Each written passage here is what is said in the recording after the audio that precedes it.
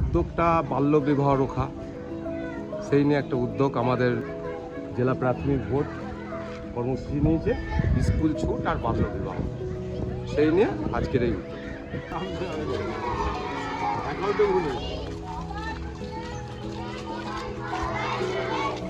বীরভূম জেলার 2401টা প্রাথমিক বিদ্যালয়ে আজকে আমাদের শিশু শ্রম, স্কুল ছুট এবং বাল্যবিবাহ রোধের এই যে কর্মসূচি, আমরা একটা জনসাধারণের মধ্যে জাগরণ একটা কর্মসূচি গ্রহণ করেছি বীরভূম জেলা প্রাথমিক বিদ্যালয় সংসদের তরফ থেকে।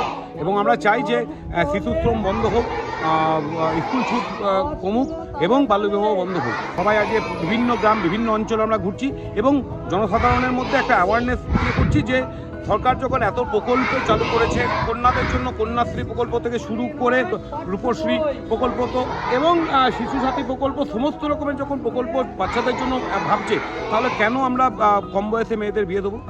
মেয়েরা আমাদের কাছে বোঝা নয়, মেয়েরা আমাদের অলংকার, আমাদের অহংকার। তো সেই জায়গাটার জন্য আজকে বীরভূম জেলার প্রতিটা স্কুলে, বিদ্যালয়ে আমরা এই কর্মসূচি পালন করছি।